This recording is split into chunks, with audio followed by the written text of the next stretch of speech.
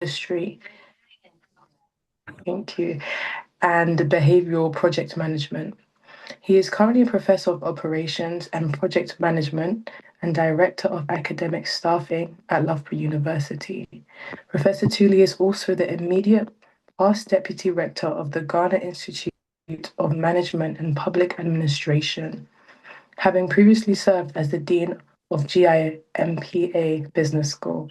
Professor Tuuli has an international outlook and over 20 years of consultancy, professional and academic experience. In project management consultancy, he has been involved in renewal, development, implementation, evaluation, commercial management of development projects, that is in Ghana, including the Parliament of Technical Advisor on Projects and in the Ministry of Works and Housing.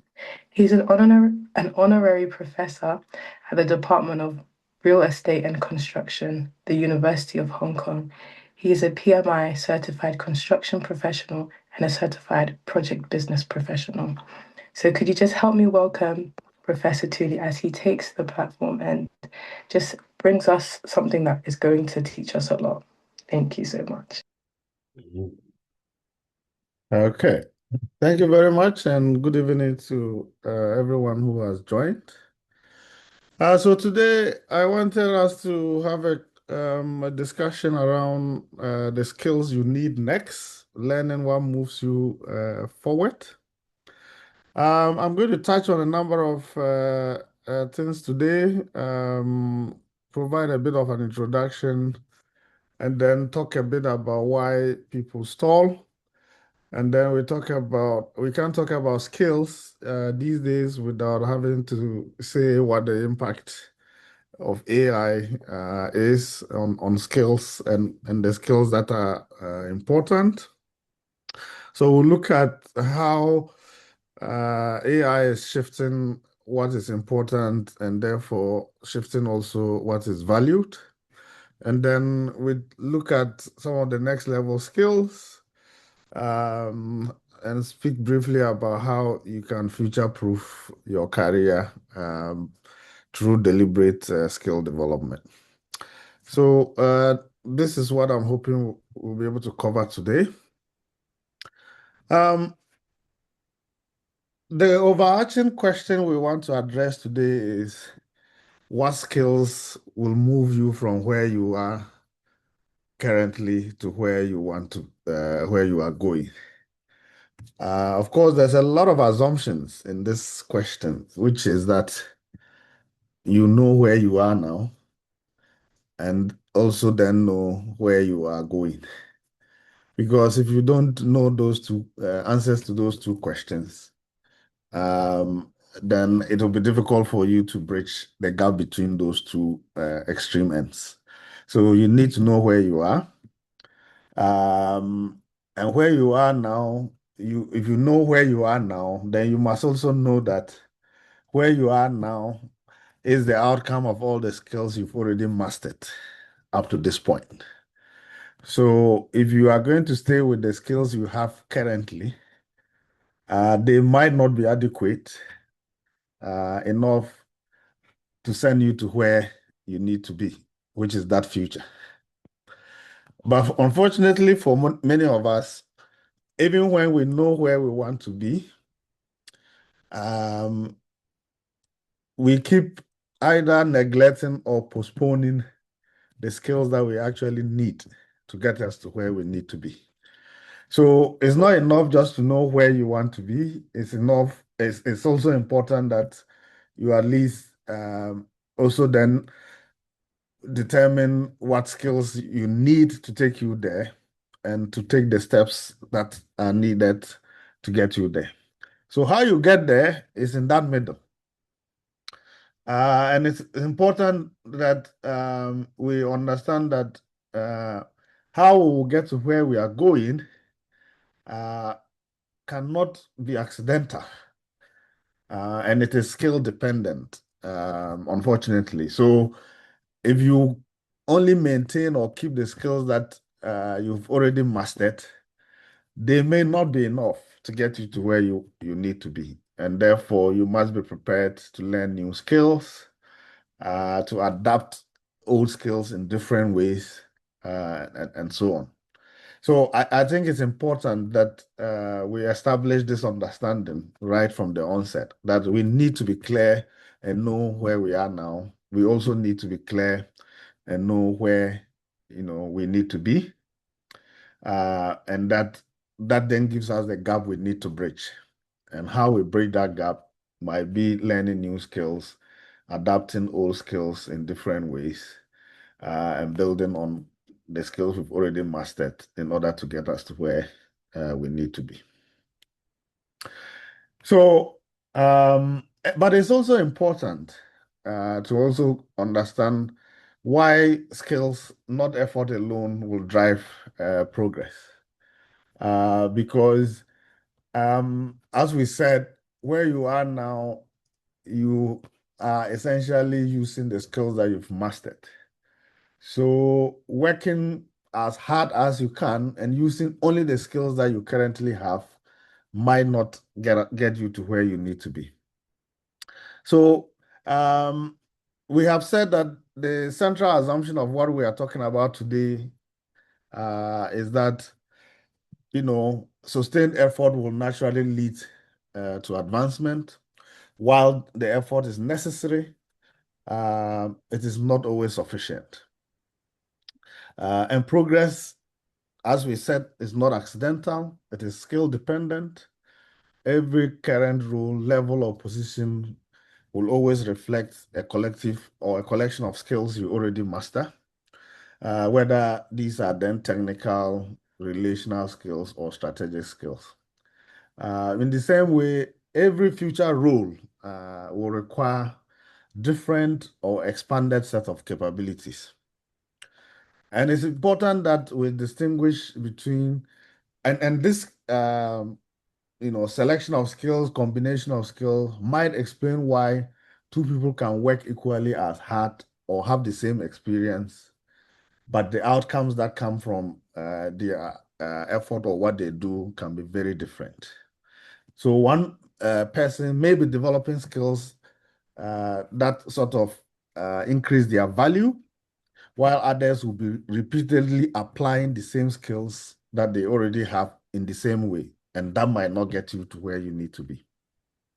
So it's important that we challenge ourselves to reconsider how we might interpret certain things that happen in our lives. So, for example, how do we deal with frustrations? How do we deal with boredom or the feeling that we are being overlooked in our current roles? But these may actually often signal that, or these may not just indicate that you don't have opportunity, but it might be a mismatch between your current skills and the next level expectations of your role, and so on. So it's important that we consider where we are today and the skills that will help drive us, the growth that we need in order to take us to where we need to be, and so on. There is a very, I'm not sure it's a very old movie, but it's a couple of years that it came out. It's called Hidden Figures. I don't know if any of you have ever watched that movie, but that movie portrays the role that Black women in particular, played in the race to the moon. And those days, they used these women were used as what you call calculators. So they actually called them calculators because they did all the mathematical calculations to inform NASA and what they do to send a man to the moon. But of course, they started realizing that IBM at that point started developing a computer that could do a lot of the calculations they did manually. So what did the leader of those women do? She discovered that those machines would not run themselves. And if you can imagine, that's the early days of computers. And these things came in huge, almost room size. machines or computers to do the same calculations they were doing manually. And of course, she led her team to start learning the language of those computers. So, in essence, the programming of those machines in order to run the calculations they did manually. As you can imagine, when they decided that we now have IBM and we don't need the services of these women, they then realized they actually need the services of the women to run those computers. And there was a contrast between the black women and the white women because the black women saw what the future was going to be, which was operating those IBM machines and programming them. And they already went ahead to start learning those programming language. And therefore, when they actually needed people to operate those machines, the black women were prepared. So my own personal philosophy of success, I always say, is what it's preparation meeting opportunity. That if you actually know where you need to go and you can identify the skills that you need to have in order to go there, then that is the preparation bit of it. And once you are prepared and the opportunity comes, then you can actually take advantage of it. Nothing is worse than to be sitting and waiting for an opportunity, and when the opportunity actually comes, you don't have the skills to take that particular opportunity. So it's really important, therefore, to project that future and prepare the skills that will actually take you to where you need to be. So identifying those skills that will move you forward is very important. So it is important that we keep reminding ourselves of that key question that we want to answer today, which is what are the skills that will move you forward from where you currently are to where you are going? And this particular question cuts through vague aspirations and forces you to be more specific. It recognizes that growth is directional. And without a clear sense of where you are heading, learning becomes random. And random learning, produces random results. So you need to be very clear about that. So this question that we are focusing on today, I hope, will help you to see that careers are not static ladders. But you need to see careers as evolving paths that are then shaped by your capability. It might also help us reframe how we deal with discomfort, for example, as a useful data for us to advance with. And you realize that skills that move us forward often feel unfamiliar. They are always intimidating because if you just look to the future of where you want to be and look at the skill sets that you need, you might even give up before you start because it could be intimidating or it could be very inconvenient for you to learn those skills that you actually need, because learning those future skills to move you forward will sometimes force you to go outside of your comfort zone. So it's important that, we embrace and appreciate that, we'll have to do things that we are not comfortable with or we've never done before in order to move to where we need to be. So the emphasis that the next skill or the next skills levels that you need,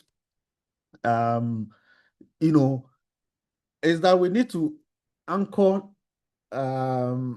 our perceptions of the skills we need and where we need to be around that need for growth. And that would then mean that we need to be intentional about how we develop those skills. Yeah. So it means that you are not just learning random skills, but that you are targeting your skills in a way that takes you to where you need to be. And that's where clarity and conviction also become important. Yeah. So, why do people or some people feel stalled in their career? And understanding and overcoming that moment of stalemate in your career will be understanding what they call a skill ceiling, sort of. But most people do not plateau because they lack ambition or commitment in their role or in their profession. They often plateau in part because they encounter a skill ceiling. And a skill ceiling is reached when the demands of the next level exceed the capabilities that you currently actually possess. And at this point, working harder, yields diminishing returns. Common indicators include feeling constantly busy without making any meaningful, um, without making that certain results are not coming. You might then feel that you are being overlooked in terms of advancement. Others are being given the opportunities that you think that you should be getting. And this stage is also often always confusing and discouraging because it contradicts the belief that persistence alone guarantees growth. Yeah. So it's important to recognize these moments and to see how you can then and recognizing these that there is a moment of a skill ceiling requires honesty and reflection. Yeah. It may include acknowledging gaps in whether it's your communication skill, in the way you think strategically, how you make decisions, or even some of the relevance of some of the technical skills that you actually have. Yeah. So, recognizing the signs that you may be stalling in your career is important to help you overcome these things.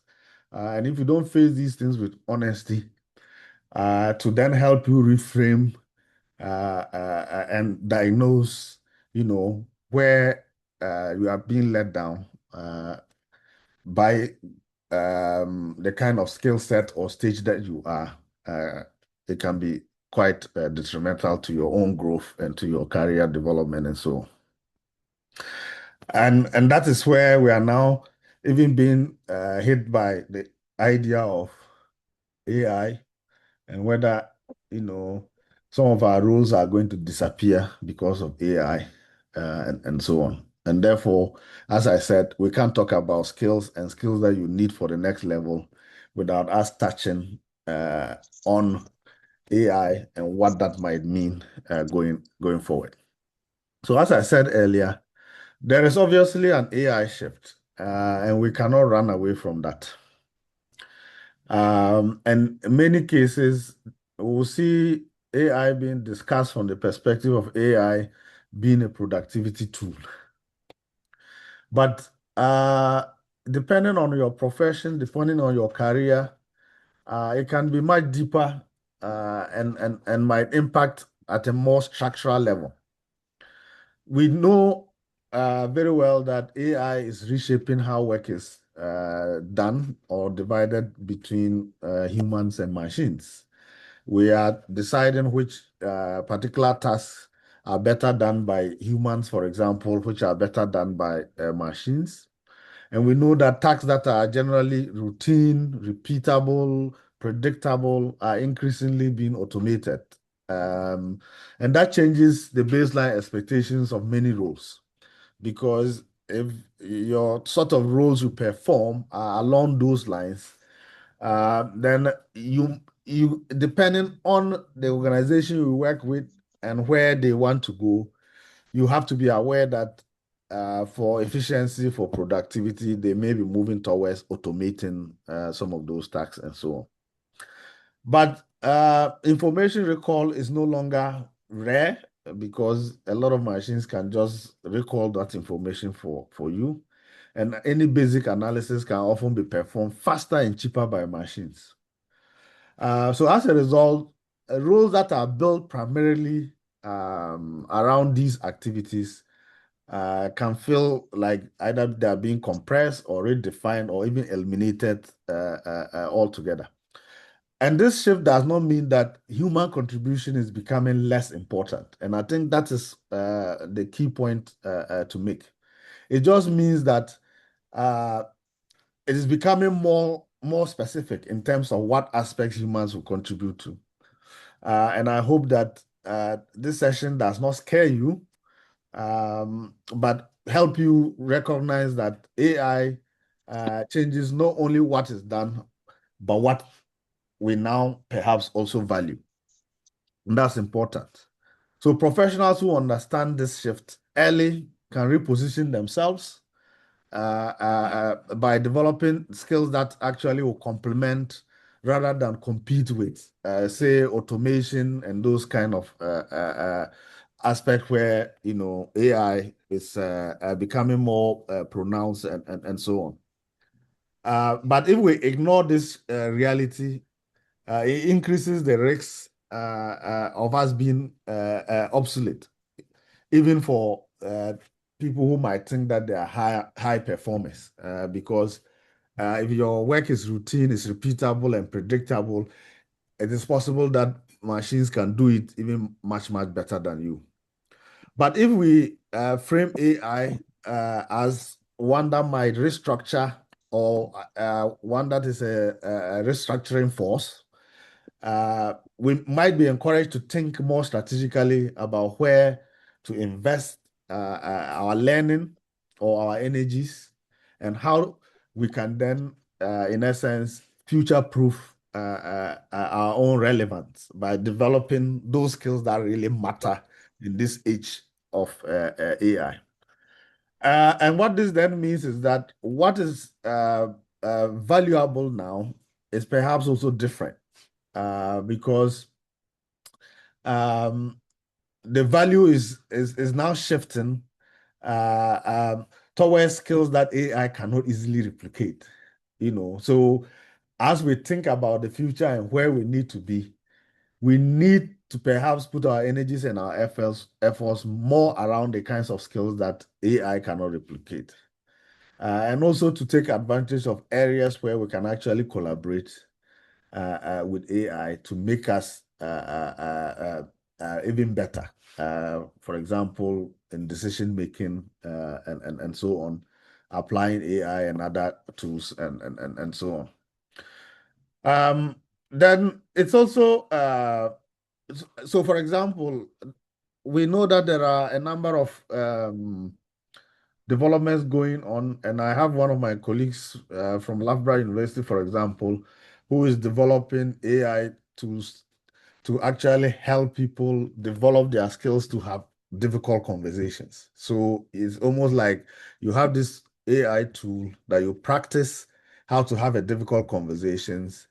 You essentially put this description in of the person you are going to have the conversation with, and the AI will essentially mimic some of the things that the person might say back to you when you have those conversations. So rather than, and you will see that something like having a difficult conversation is not something you might expect a robot to be able to have with a human. These are the kinds of conversations that you expect humans to still continue to have. But by practicing with a robot, these conversations, it might make you better prepared to actually have those conversations. So in those ways, you are collaborating with AI tools to make you better.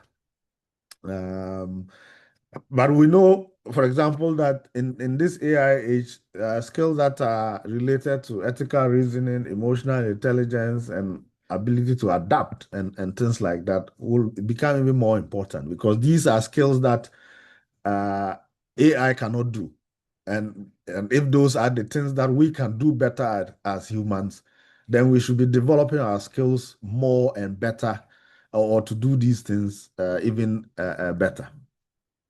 But there might also be some mind set shifts, a shift from control to collaboration mindset. in order to drive how we could then augment the world with AI tools to make things better.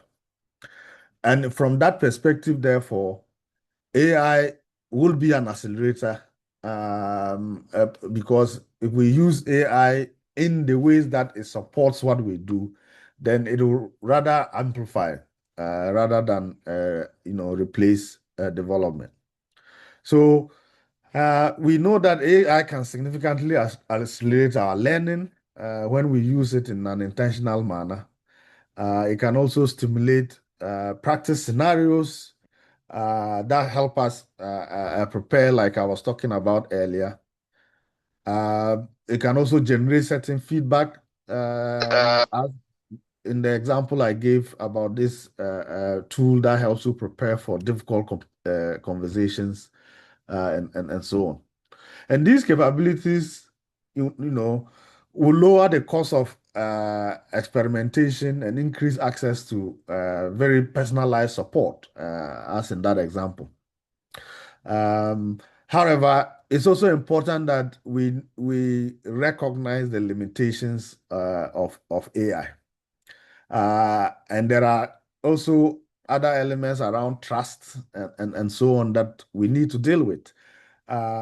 Because I suppose some of the ways that people don't trust AI is sometimes because they don't understand how it works, and therefore, what level of trust should you put on the things that come out? Let's say Chat GPT and the likes and so on. So we need to recognize that these AI tools have limitations, and over reliance can also weaken our skill development rather than strengthen it. The key is that we need to see, or we need to look at AI in ways that it can actually amplify our skills, but it cannot be a substitute for our own growth and development. So I hope that by highlighting these things today, it will help us reflect on whether we are using AI to increase our capacity or to avoid developing or learning. And I think that is the area that we need to watch out for. If AI replaces our capacity to actually learn and grow, then we are probably not embracing AI in the ways that we should. But when we use AI well, it can become a partner in a deliberate practice rather than a shortcut around it and so on. All right, so let's now look at the next level skills. And here I want to touch on three categories of skills. In any job or in any role, in any profession, there are always the technical skills that we need to learn. So these are the subject matter specific skills that we need in order to undertake our roles and so on. And then there is also relational skills, which will enhance our collaboration, our influence, our trust building, and essentially our workplace relationship. And there are also strategic skills that we need to learn. Now, each of these skills categories plays a distinct role in our professional growth, and neglecting any one of them can limit our advancement. So first of all, technical skills, as I said earlier, relate to role-specific competence and might often ensure our credibility. Because if you are in a role that requires technical skills and you don't have them, then the people you work with won't trust you because you don't know what you are doing. Yeah? Relational skills, on the other hand, will govern how effectively you work with and influence and earn the trust of others. And strategic skills will determine how well you navigate the complex workplace or complexity, uncertainty, and the long-term consequences of decisions and so on. Now, the balance between these three categories will change over your career or as you progress in your career. In the early stages of your career, for example, the emphasis will always be on technical skills because you've just started the job. The emphasis there is to determine whether you actually know what you are talking about. Yeah. While more senior roles, will always place, more weight on relational and strategic capabilities. Now, we know that AI accelerates this shift by reducing the relative value of certain skills, like some of the technical skills, because AI can reproduce those knowledge or and so on in a fast or much faster than you could probably do on your own. But it might not completely deal with things around that needs your professional judgment or influence and so on. So understanding how these categories can help you to diagnose where your gaps are in terms of your knowledge, in terms of your career, which might also be dependent on which stage of the career you are in, and so on, can help you determine which of these skills you ought to be emphasizing at this stage in your career. And it should therefore provide a basis for us to discuss how you balance these in a way that it puts you in a better position. So, for these reasons, my emphasis today is less on the technical skills because, to a large extent, that is what your basic training and education in any profession you choose to go into, that is the baseline. The emphasis here will then be on the relational as well as the strategic level sort of skills. So on the relational bit, we know that as AI and other digital skills and automation increases, what is going to become more important is the human connection. That will be much more valued, and it will be much more valued, not less. Relational skills like communication or communicating clearly or clarity in communication, how to influence, how to listen and listen actively, not just listen to reply as most of us do, but listen to understand, negotiation, emotional regulation, and so on are going to even be more important. And these skills will determine how ideas are actually received, how conflicts are going to be resolved, because AI and automation is not going to reduce or limit conflicts. It might even make conflicts worse. And our ability to then resolve those skills will even be more important. Or how trust will be built over time. AI cannot replace trust building. It cannot replace empathy or the ability to navigate complex interpersonal dynamics that occurs in our day-to-day work life. So I hope that by throwing a light on the importance of these relational skills, it will have you reconsider our idea of always thinking about these skills as soft skills, that there's nothing soft about them because they directly affect outcomes, such as whether people will support, whether you get buy-in into what you are doing, whether people will collaborate with you, whether people will find you credible as a leader, and so on.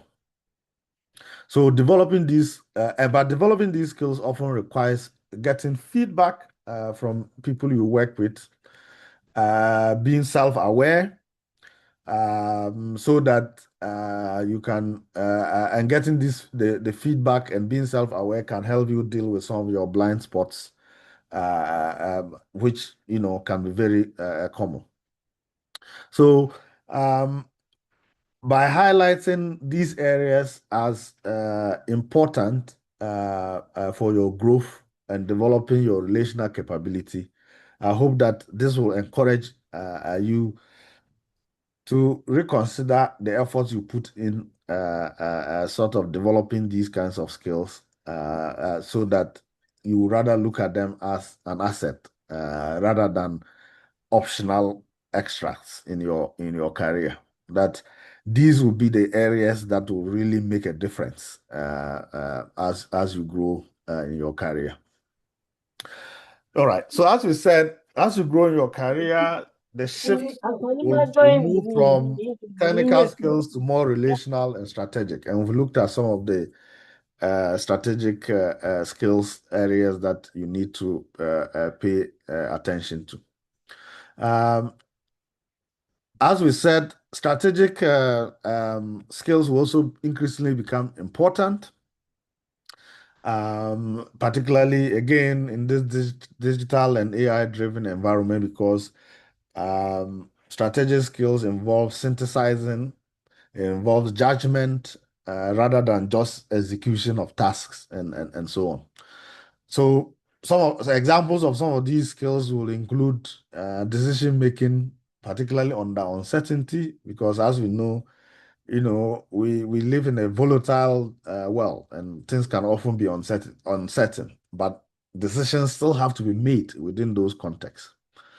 We are also increasingly living in an interconnected world, so systems thinking is important. Long-term planning is also important. The times also require us to be able to quickly recognize certain patterns and to be able to assess risks quickly in order to make decisions. So strategic capabilities will allow professionals to see beyond the immediate tasks and consider second and third order effects of decisions or actions. And strategic skills are often the distinguishing factor between those who manage work and those who shape the direction of what they do. And I hope that by placing some emphasis on this today, it will help us recognize that as we particularly develop and move forward in our career, that developing the kinds of strategic skills that we are talking about is important. And you can develop these kinds of skills through exposure to complexity. So if your tendency is to rather um, shy away from dealing with complex issues, if you don't take time to deliberately reflect on what you do at work, the decisions you make, and their impact, and so on, and also taking responsibility for your outcomes, then you might not be developing these skills in a way that you need to in order to move forward in your career. So, by investing in these capabilities, professionals can position themselves as contributors to the direction of their profession or their organization, not just delivering tasks, which, as we said, is more around the technical skills than the strategic direction that we want to do going forward. So, we've talked about the three categories of skills that you will need, in your career growth. But as I said earlier when we started, it's not enough to know where you are going. It's also enough for you to know what are the skills that will actually get you there. So how do you then decide the marriage of skills that you need to learn? How might you decide which of those skills to actually focus on, and so on? So identifying the right next skill requires certain, reflection and anchoring this on the direction of travel or where you need to go. Um, and there are several ways in which you can do that. And one of the common ways to do this is always asking or reflecting on the right questions, such as what level do you want to move towards? What do people at the level that you want to get to do better than you currently do? So if you look at people who perhaps are at the level that you are aspiring to be, what is it that they do better than you do? Because that can give you an indication of the skills that you need to develop. In my very in my early career, one of the things I used to do, which I think is perhaps still relevant, is look at job adverts and role definitions of the kinds of roles I wanted to do in the future and see what kind of skills are they emphasizing when they advertise these kinds of jobs. So if you are aspiring to certain roles in the future, you need to begin to understand when those kinds of jobs are being advertised, what skill sets are they asking for? Or what skill sets are they looking for? Because that is a way of helping you determine that if this is the level you want to, then you need to develop the skills or you need to exhibit those persons' specifications that jobs at that level are asking for. Yeah.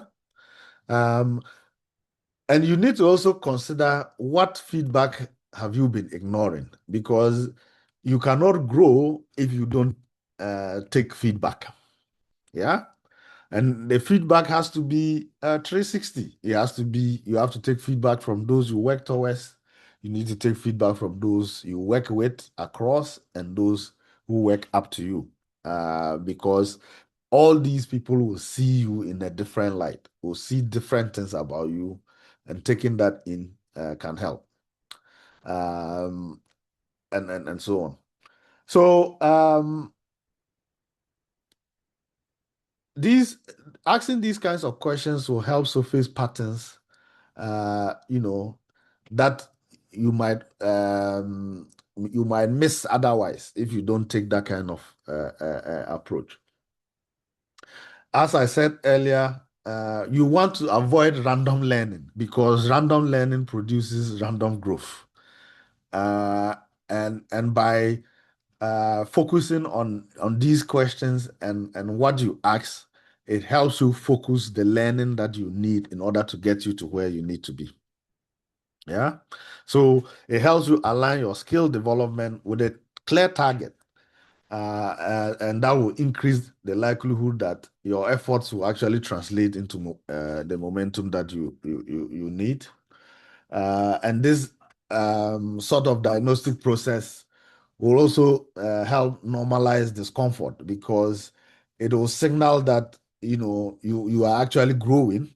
uh, the skills that provoke resistance will often point directly to the next ceiling because if you are going to just be comfortable, then you are not going to move to that level that you actually need to in order for the growth to actually occur. And that is important if you want to break that ceiling and move on to the next level.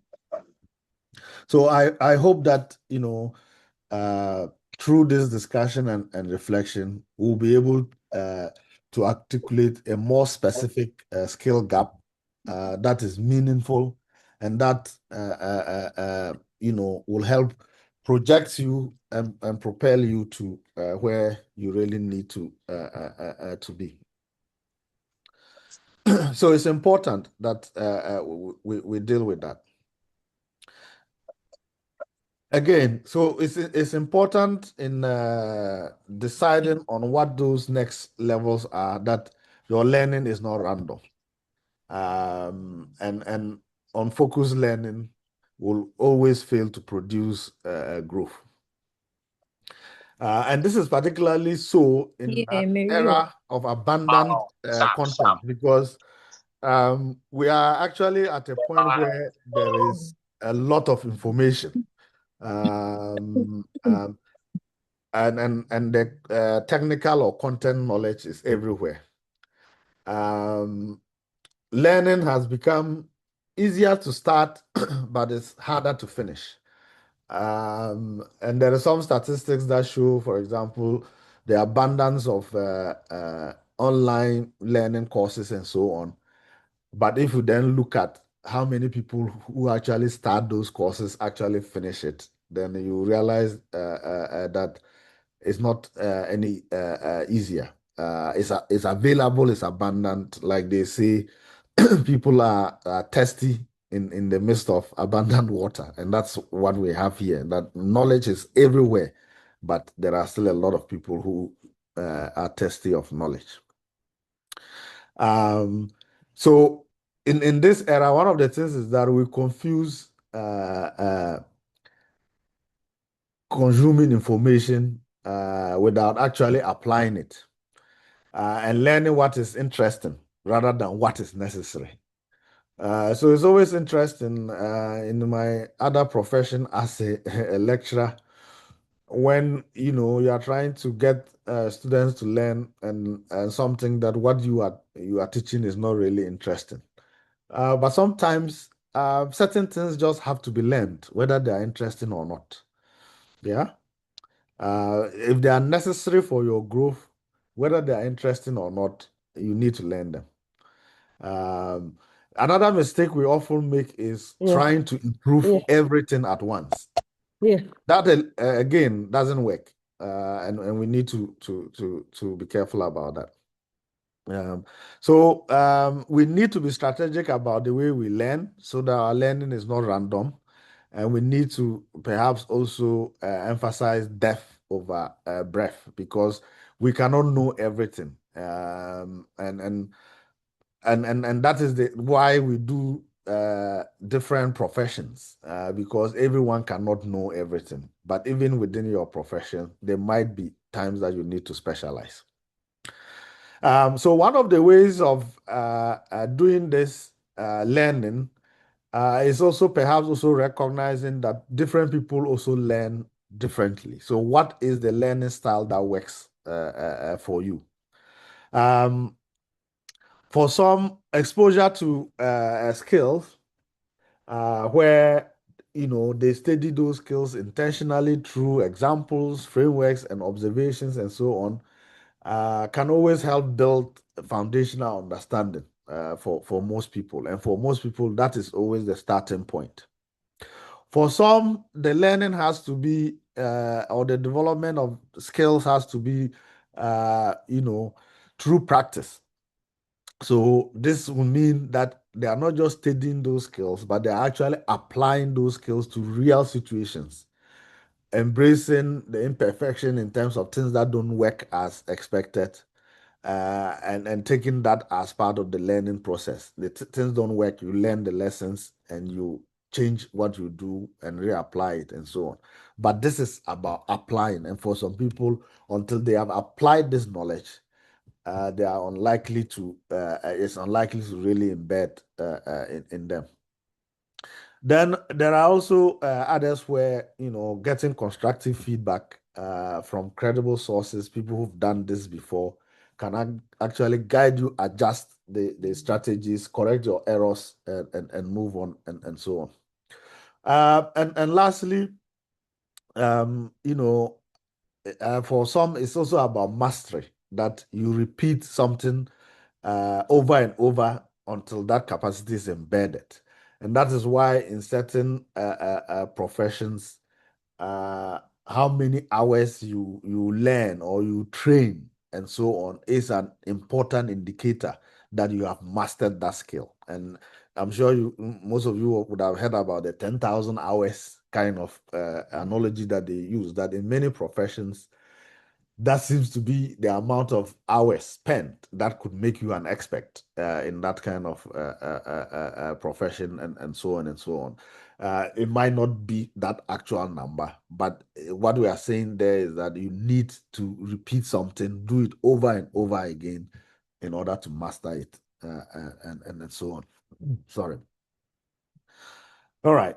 Now, I also indicated earlier that I will mention shortly something about future-proofing your career. And this just means that to future-proof your career means that you need to recognize learning is a lifelong process, that you just don't learn and move to the next stage and you stop. Remember what we said. If you don't learn new skills, if you don't adapt old skills and use them in a different way, different context, then you only be good for the now and not for the future. So if you want to future-proof your career, then you have to be a lifelong learner where you continuously learn and you adapt what you do and so on. And if you don't do that, then you risk stagnation because all you will have is your current knowledge, and the world is moving really quite fast, and you might be left behind and so on.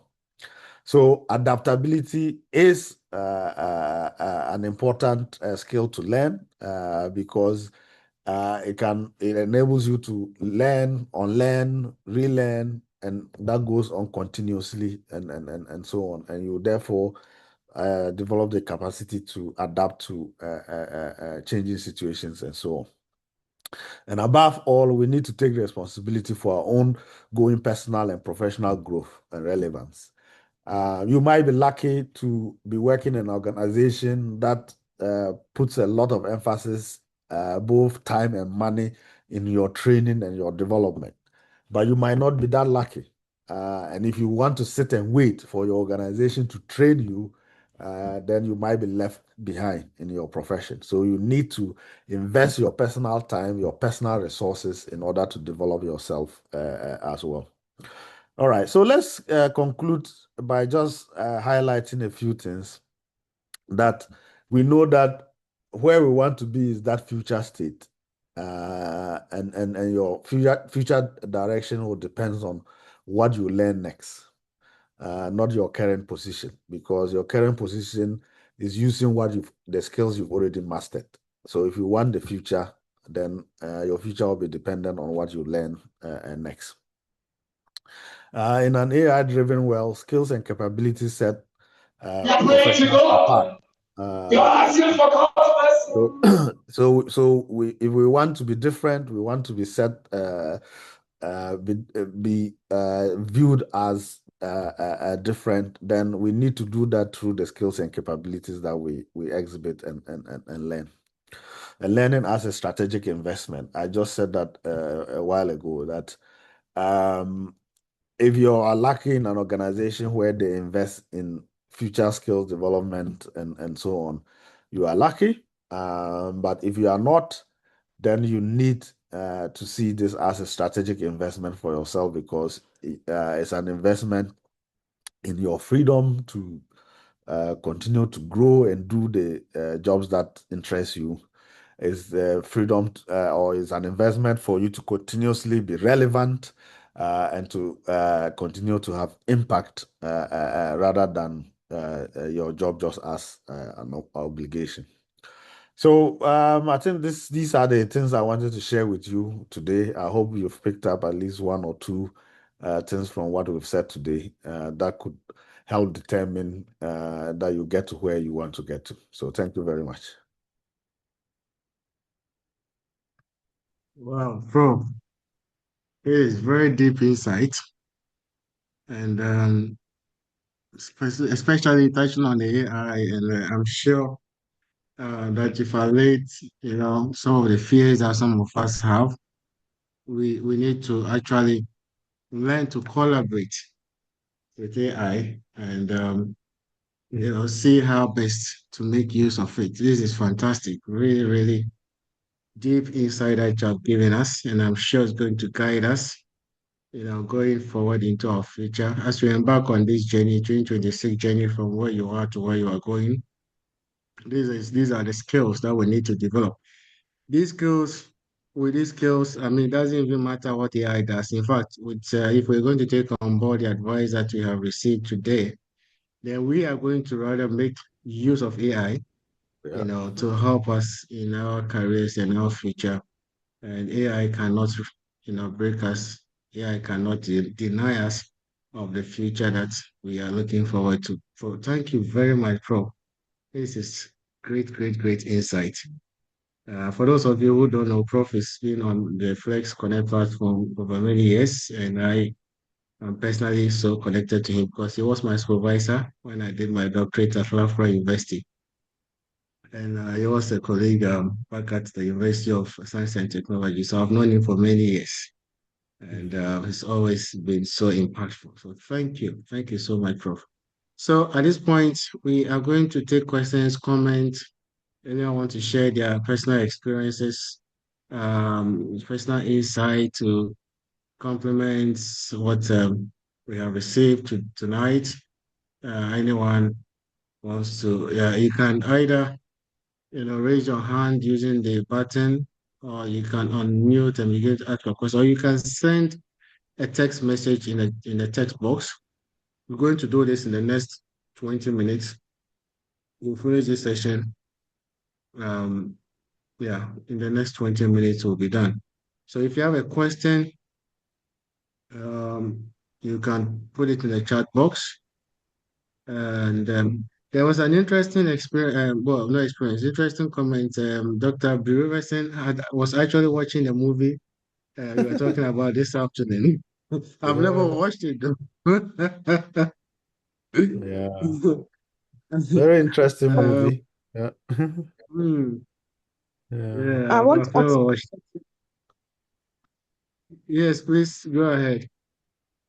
what I want to ask is that with AI more or less taking over the world currently, my question is that are schools not meant to, especially with the primary schools for our kids, are they not meant to adapt into this AI system?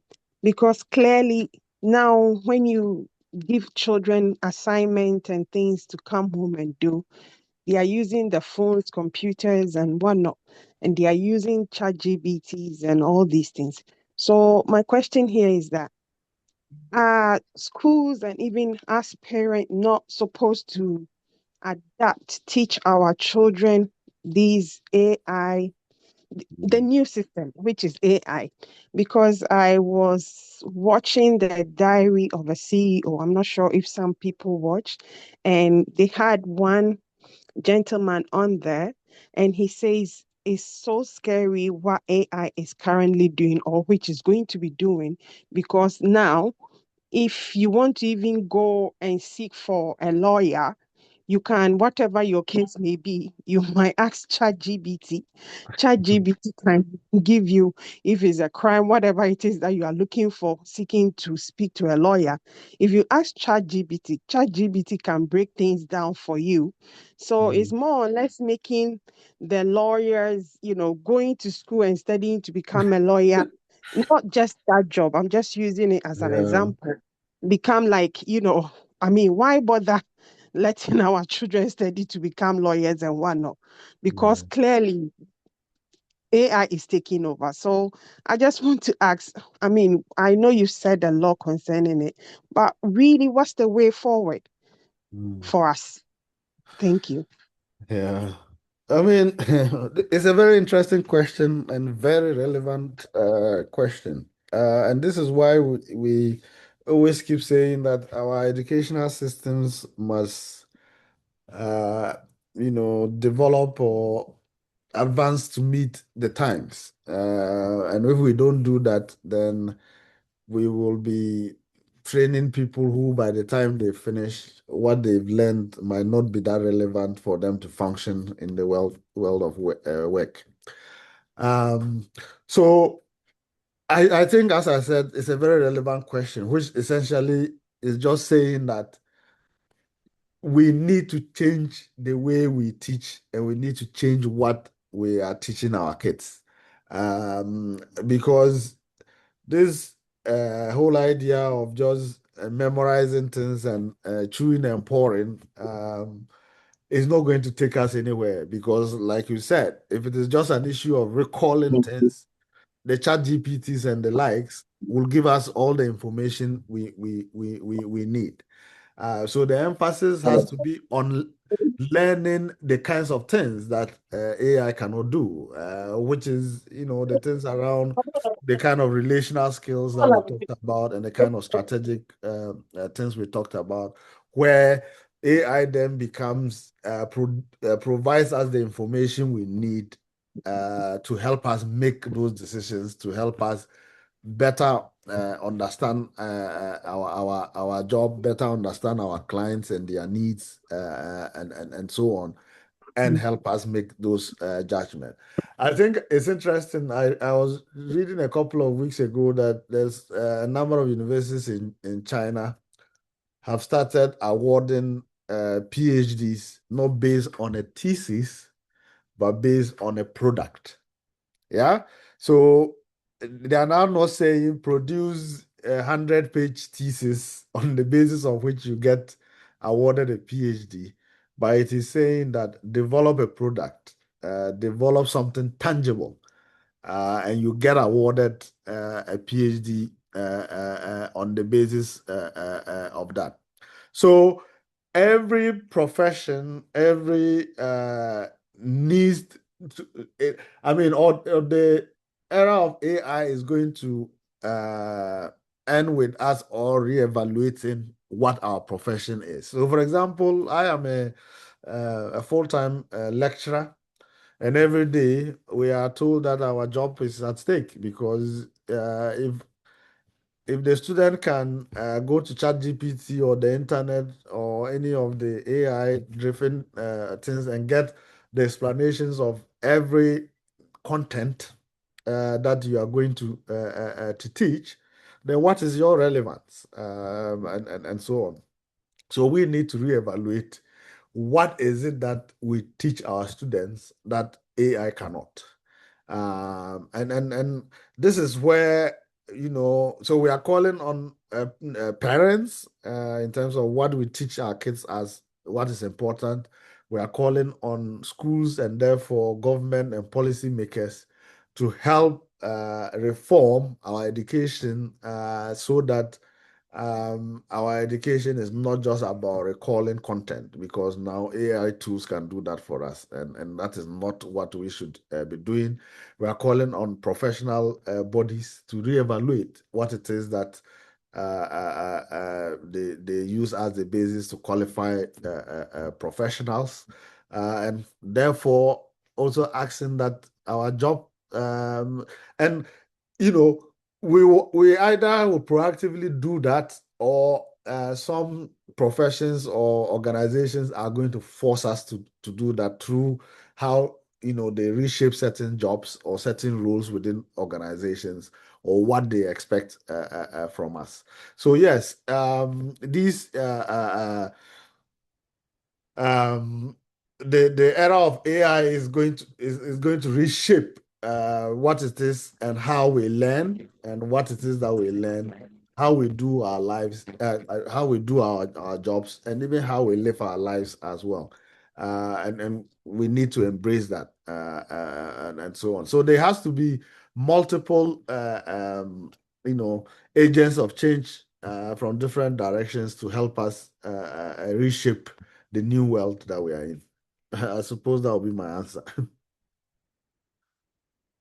Thank you very much. So I see Dr. Birivasin has hand up, and then Ben. Please, Dr. Birivasin. Thank you so much, Professor, for all that you shared. Really thought-provoking and encouraging in many ways. I just wanted to add on a little bit to what our colleague was saying about how our education system needs to change, and we need to be more aware and cognizant of what's going on. So I just wanted to give the example of some of the things we've started to do. Some of our colleagues have said that we need examinations. and that examinations are the way to actually get students to study. But we've realized, for example, that the students can have two screens during the exams. And nowadays, some of them score 98% when they haven't even attended class. So we realized that there isn't one solution. There are a number of solutions that we look at. And one of the things we're doing at our university is looking at how we can use AI within the assessments, but still require the students to think and work and problem solve so that there is some value in them undertaking an assessment. So, for example, I'm doing a module called Entrepreneurship in FinTech. And last year, whoever taught it got the students to do a group report, something that could be done by AI. So this year, we got them first to do a pitch of an idea that they've come up with that they have to integrate FinTech into. And their second assessment is actually a hackathon that has been commissioned by the Home Office and PwC. And they have to come up with a way of solving economic crime. And they're working in to do that. That fat bitch sending all them threats up there. She know her fat ass ain't about that life. Sending all them threats. I didn't know what my sisters are. Okay. Yeah. So I was just saying that we realized that working with industry more closely is also helping us. So this project with the Home Office and PwC is a helpful thing. And actually, we had a guest speaker on Friday who talked to the students because they do stuff on deep fake and identity theft. And as this person was actually presenting to us, she changed her face. Her voice was the same. She changed her face just to show the students exactly what's going on and the sorts of things we have to look at. So I think there's a lot for us to do, and we are just grappling with trying to move forward and becoming more aware, and also looking at ways we can change our curriculum to embrace what's happening around us as well. Yeah. Well, you're thank you right. very much. So I think it's moving with the point. times, isn't it, Prof? Absolutely, and these are the kinds of practical ways that we will encourage our schools or our universities to deal with this issue in a very practical way. Yeah. All right, Ben, please. Okay. Prof, wonderful presentation. Thoroughly enjoyed it. But I want to challenge a couple of things. I mean, there are a lot of things AI cannot do or do as well as we do. Showing empathy, original creativity, exercising ethical judgment, and a few others I have put in the chat. Yeah. But I think my concern is that we keep telling people, oh, once you have all these skills, success is almost guaranteed. And a lot of people believe that for one reason or the other. When a lot of the time, what happens is just sometimes pure luck. I saw a quote which said, you were only employed because they couldn't find friends and family. And sometimes that is actually what happened. They couldn't find any friends or family. And so you slipped through. The big question I want to ask is, in the US, they have something called the Tilly tax. The Tilly tax is a tax when businesses use AI to do the work that human beings could do. And it taxes the AI, taxes the businesses so that they pay money into health and other benefits that real human beings would have received if they had done the job.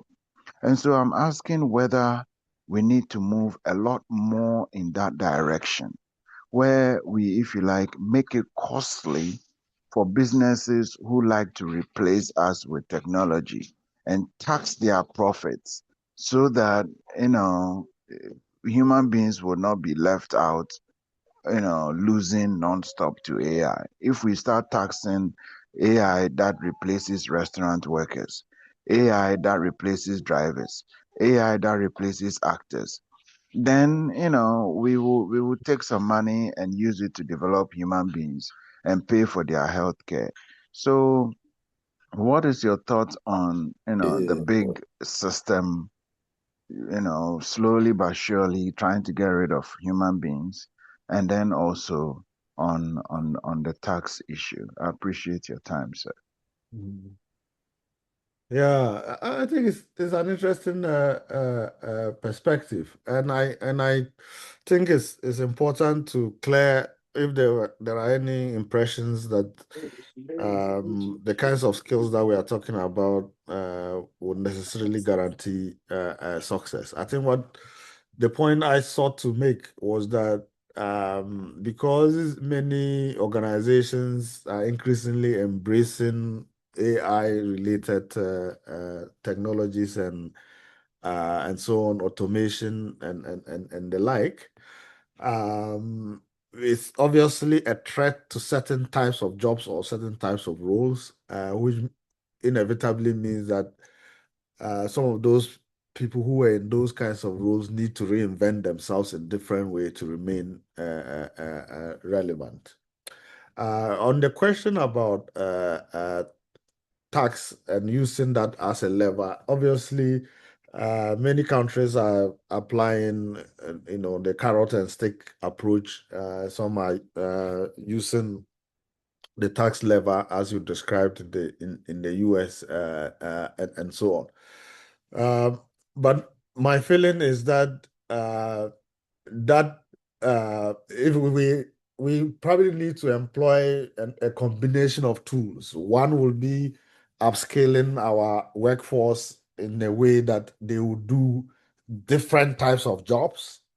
In addition to the taxing, and some of these taxing could go into upscaling people and so on. And some countries have taken very significant steps in that direction. Singapore, for example, offering free education to, I think, everyone above 45 and stuff like that to upskill themselves in ways that can continue to make them relevant and for them to function in the digital world and so on. But this appears to be some direction of progress that I am not sure that any country or organization can stop because the momentum is such that I'm not sure that we can stop it.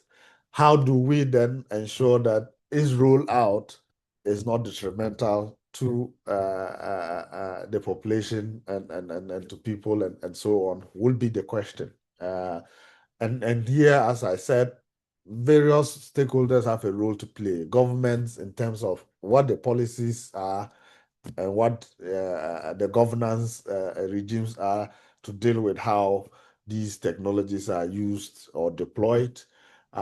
Organizations also have a responsibility, even though some might see automation and the like as a way of maximizing their profits. They also still have some obligations, and some of the government policies could set,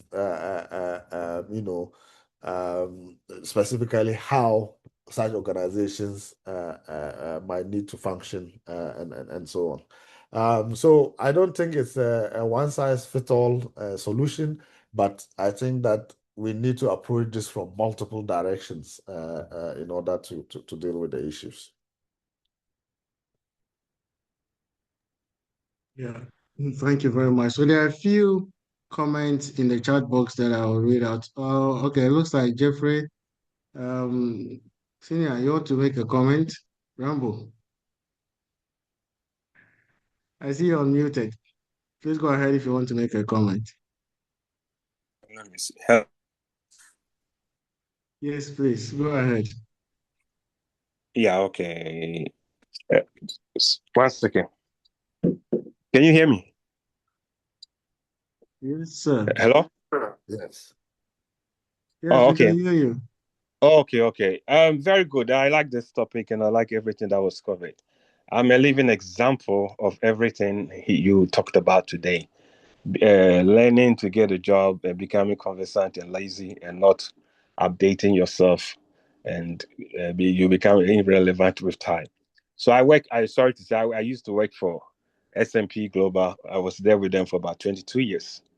And they started also moving some of the department to Malaysia. And at the end of the day, the salary for a Malaysian and an American is not going to be the same. And I anticipated that there could be a layoff, but I felt like I'm going to stand in faith and declare my victory over this nonsense.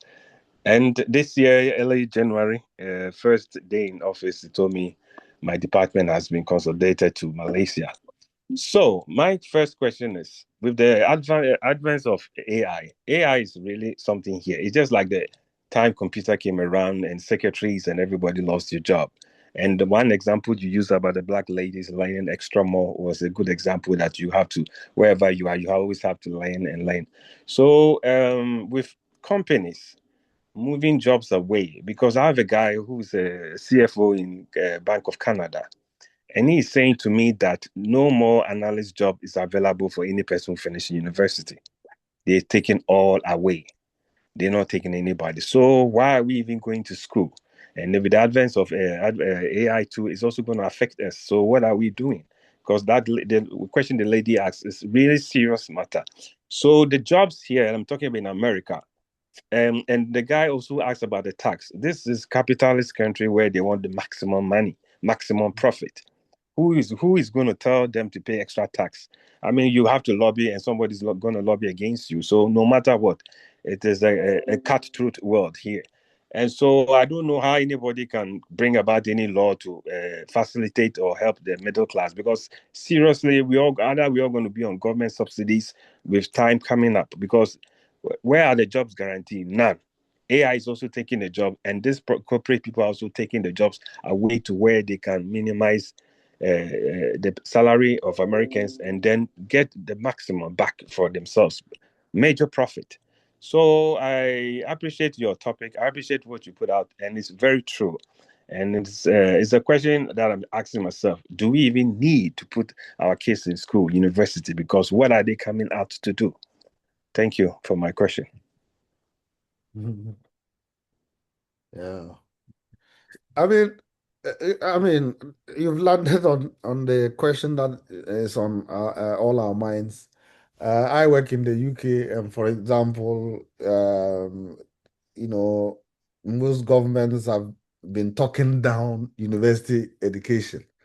So, for example, what seems to many governments are emphasizing now is what they call the apprenticeship kind of route, where people are essentially learning to do the job rather than going through university per se.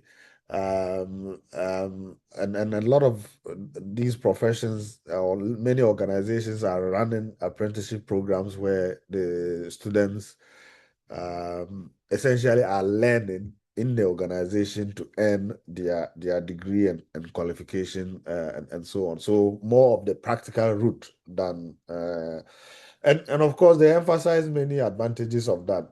First of all, many people are coming out of university with a lot of debt. And there are no jobs for them to even pay those debts. And going through the apprenticeship route, you are getting paid from day one. And at the end, you probably earn a more practical qualification than your colleagues who might go to university. So many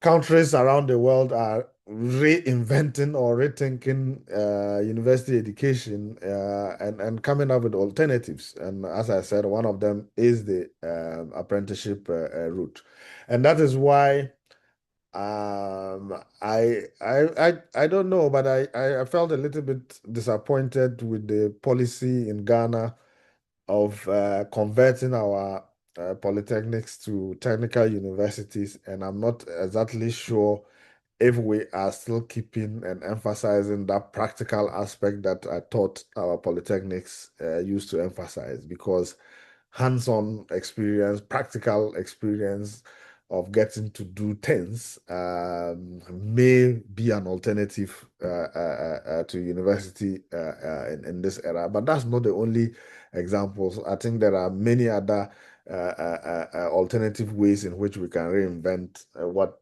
and how people learn. And I think that's the lesson we will have to take from the advent of AI and other related technologies.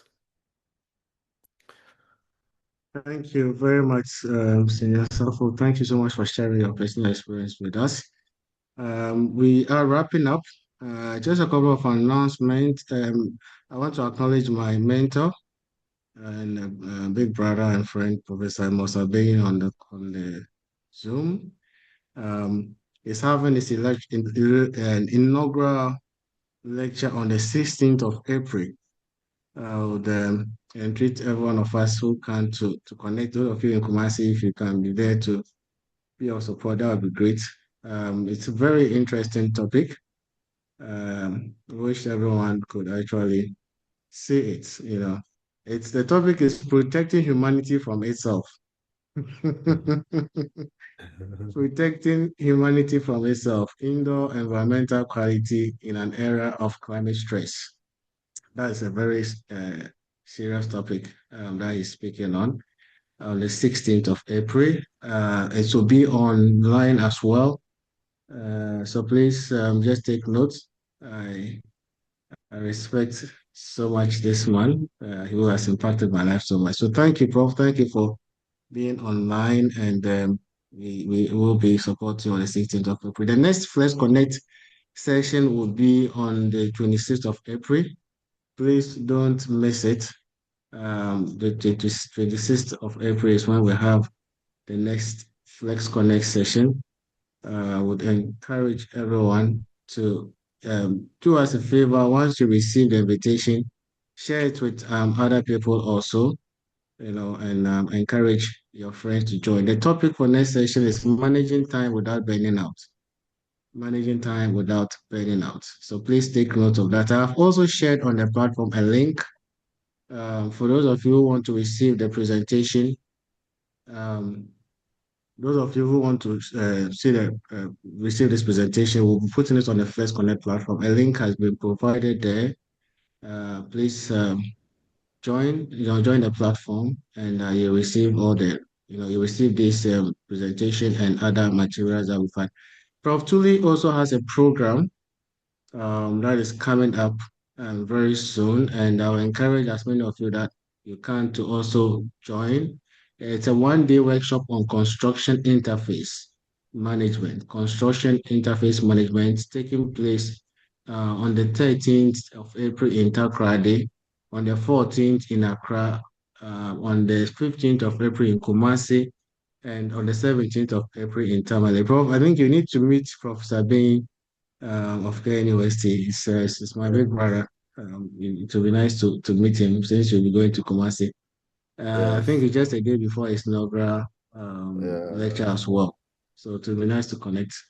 Yeah, so please take note. I will share the flyer on our platform so that as many of you as possible can be part of this program.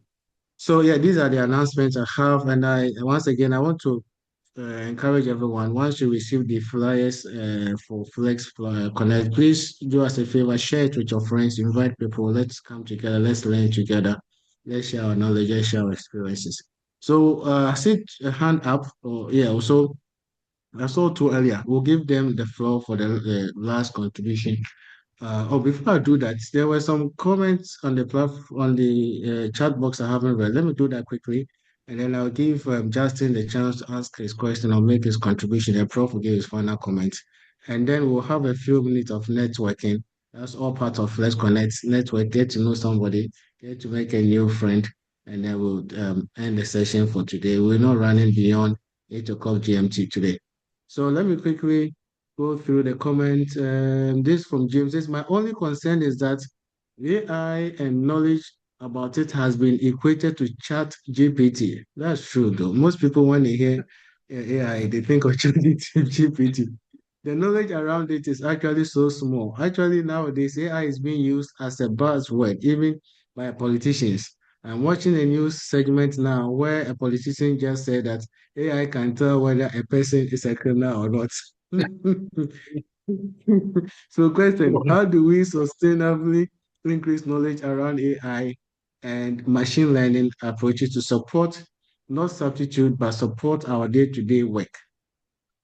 I'll take the second one so you can take them both together. The next one is what advice would you give to someone who knows they want to grow professionally, but isn't yet sure which specific path or specialization to commit to? Yeah, that's a tough one because as we said, one of the things we said is that learning cannot be random. So if you are not sure, then it might be difficult to focus. But it might be that you are not sure. But as they say, if you actually do what you like, then every day will feel like a hobby, isn't it? So it might be that you sort of decide which of those areas really interests you or resonate with you in one way or the other, and that might be the starting point as you decide. But yeah, the earlier comment is right that sometimes people just think AI is Chat GPT, maybe because of its convenience and so on. But there's so much to that. And if we cast our mind broader on the number of or the kinds of things that AI can support us to do or to be more productive and so on, then maybe the possibilities are probably endless. So we need to be much more open minded in terms of what is out there from an AI perspective. Yeah. Thank you very much. I'll come to you, Justin, and I think Thomas' son was up as well. We'll take those two final comments and we'll wrap up. There's also a contribution from Faustina. Says, I humbly request we all take time and watch this 2026 movie titled Messi. It's all about AI taking over the justice system. It's very insightful and educative. So please take note, Messi 2026 movie, if you can find it, watch it and learn from it. Right. So Justin, please go ahead. Dr. John, thank you very much, and good evening, everyone. I find the topic of today particularly very interesting, all because I think Prof has really touched on some key important points that we all need to brace ourselves with, especially in this era of AI. My name is Justin Amenke. I am a co-founder of an AI company here in Ghana. And during the past few months, part of the thing that we've been doing is to train professionals as to how they can actually leverage AI in their daily works. And also, we've been working with the company owners as well to integrate AI into their operations. So I kind of know much more about how AI is really disrupting the job market and in the professional sector as well. However, this is not to say that the professionals are going to be replaced by the AI. As it stands right now, the only professional that will be replaced by the AI are professionals that refuse to adapt. That is the reason why I really find the topic of today very, very interesting, because I think we all need to adapt to whatever is going on right now, having a sense of AI and then learning how you can actually leverage AI to automate some part of the things that you do in your daily work, right? Otherwise, if you don't, and then maybe your boss looks at your workplace and then there's someone that needs to be laid off and or replaced by an AI. So the person that will be replaced by the AI is that person that does not yet know how to leverage AI to automate part of the work that they've been doing, right? And for the person that also raised the concern that will AI replaced all of us, I think based on what we've been doing so far and then what we've been seeing, I think AI wouldn't replace professionals for now because we still need the professionals to translate their knowledge for us.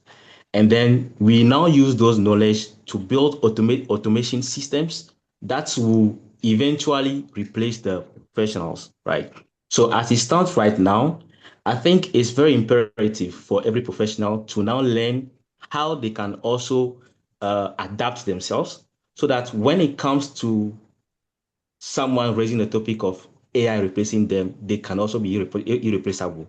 And that is why these core interpersonal skills that Prof just mentioned throughout this presentation really, really, really comes in handy, right? It's not just about knowing the technical aspect of things. It's also knowing how to relate to people and how to defend or explain the thing that you do to other professionals in your workplace. And if you can do that, I think you have an edge over someone who does not really, or over an AI tool that can just come and receive instructions and then give outputs. So that's my little contribution that I wanted to give to the topic that's been discussed today. It's a very, very interesting one. And I see it happening. We've been working with CEOs. We are integrating automation systems, leveraging AI. We are making some workers already redundant. Here in Ghana, it's happening already. So the advice that we give to professionals is to learn how to adapt, because what's happening right now is the same thing that happened in the 90s. The internet came, well, people complained, but we adapted. Right now, we had a training session last week, and then we're having some photographers in the room that covered the whole thing. And we told them that, look, even the photographers that are even covering this training session right now we have drones that are covering that are actually doing those jobs. Now the question is, are all photographers replaced by the drones? The answer is no. People have learned how to adapt. Now there are people that have learned how to drive those drones, right? And those people have learned how to adapt, and now they have become relevant. So which means that in the photography sector, if AI is going to replace someone, the person that the AI will replace is that person that refused to learn how to adapt and learn how to now drive the drones to cover some of those things. So we should be thinking adaptability. To conclude, we should be thinking adaptability other than having the fear of being replaced by AI prevent us from seeing the bigger picture and not knowing exactly what to do. That's my little contribution, Dr. John. Thank you. Thank you. That's a very, very, very useful contribution. And because we are in the field, it's very, very applicable as well. Thank you so much, Prof. So I think we'll wrap up here. I saw Thomas's hand up earlier on. I think it's lowered his hand. But if you give me a chance, can I say something? Yes, Thomas. Okay, go ahead, please. Yeah. So thank you very much. I just want to say a big thank you to your guest for a very powerful delivery. He was actually he met me in senior high, a very fine school Xavier. He was a few years behind me, and he did very well. My concern is about our kids who are in basic school. Sometimes when they give them assignment, they want to use AI to do it, and that is not helpful. He talked about development. So if you allow the children at this stage to use AI to give answers, and at the exam rooms, those AI materials will not be there. We need to give opportunity for them to develop. And I think we as parents need to be extra careful about the kids. When they give them an assignment, let's assist them to do the assignment using their natural brains, so that will help them to develop and also grow up to know the good and bad of AI and all that. But if at this young stage they take over, they want to use AI to do everything, it will not solve, it will not help them in any way. Thank you very much for a wonderful presentation, Prof. Baraka, for sharing wisdom with us. Thank you, Thomas. Good to Yeah. hear from you. Yeah, but that's true because as we said earlier, to deal with this issue, we need to tackle it from different directions. So parents have a role, teachers have a role. I suppose one of the ways the teachers can also help is not to move or adapt the assignments they give kids. If it's an assignment that they can just ask ChatGPT and get the answer, the temptation will be too high. So we need to adapt the different ways in which we can give assignments to younger kids. There are many practical ways that we could have them do homework that actually helps them learn rather than just reproduce knowledge that already exists and so on. Yeah. Fantastic. So we'll wrap it up here. Once again, we want to thank all of you for spending your Sunday evening with us. Sunday evenings are precious times to preparing for the working week, but you chose to be with us. We appreciate it so much. We don't take it for granted at all. We are grateful to you. And Prof, thank you so much. I know you have a very busy schedule, this month and the next month, but you still accepted to speak to us. I'm looking forward to attending the program at Gimpa on Tuesday, and the programs in April. I would encourage as many of you, who can to join. I'm sure if you mention Flex, you'll get a discount. Prof, isn't it? Yes. Can you talk a little Yes. bit more about that program before you give us Yes. your final comment? Yeah. So, Prof, Yeah. yes, before you give us your final, your last words on this program, I mean, for tonight, you want to speak a little bit about the program coming up in April, Oh and then yeah. So let us know what discount you are giving us, those of us from Flex. all right. So yeah. So if you are part of Flex and John can confirm that you are going to get a 20% discount. So Thank you. we are organizing a workshop, obviously for those who work in the construction industry, to look at something called the construction interface management, and this is basically to do with projects that involve multiple parties, or projects that are divided into different parts but are still connected. How do you manage those connections? How do you manage those intersections and relationships with other individuals? And these connections can be hard or they can be soft. It can just be exchange of information and so on. There are some very practical ways in which we can manage these things. So that workshop is about that. Um, we are doing the workshops in Takoradi on the 13th of April, in Accra on the 15th of April, in Kumasi on the 15th of April, and in Tamale on the 17th of April. You can find more information about this on LinkedIn. If you connect with me on LinkedIn, you can get more information. You can go to the company website. It's tac-consult.org. There's some information as well, or contact me directly. When John shares the slides, you will find my contact details on the slides as well. You can contact me through that as well. Yeah, so it's been a very interesting evening. I've learned a lot, and this is one of the reasons I keep joining and coming to these things, because it's not just about what I share, it's also about these interactions and discussions, sometimes about things that you've not really thought about, and so on. And as I said, I think we all need to be lifelong learners. Learning never stops, and every day we learn something new, and that's the only way we can, continue to be relevant and build our capacity to continue to function. So, yeah, let's join these kinds of forums to share our knowledge and perspectives. That's the only way we can learn and be prepared for the future. So I wish you all the best. Thank you very much, Prof. Thank you so much, and all the best with the programs that are coming up. And I pray that everything works out successfully. So, ladies and gentlemen, this brings us to the end of today's session. Next session, as I mentioned, is 26th of April, and it is on managing your time without burnout. As we, gain clarity in January, February, we build consistency. Today, we've learned the skills that will take us forward.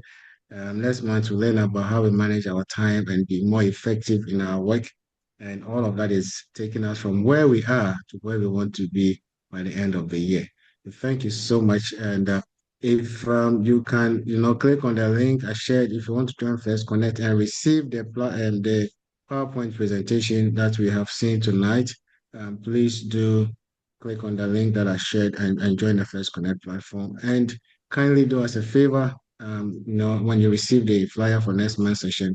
Next month we have our brother Fifi Folson and Benjamin Godwill sharing with us. Next month we have a double do. We are getting two for the price of one. So let's make sure we connect and we share the flyers when they come out too. On that note, I want to thank you once again and bring today's session formally to a close. We would have a 10-minute network session. No, actually 7 minutes. 7 minutes to the top of the hour, and then we would close for today. Thank you. So the formal session has finished.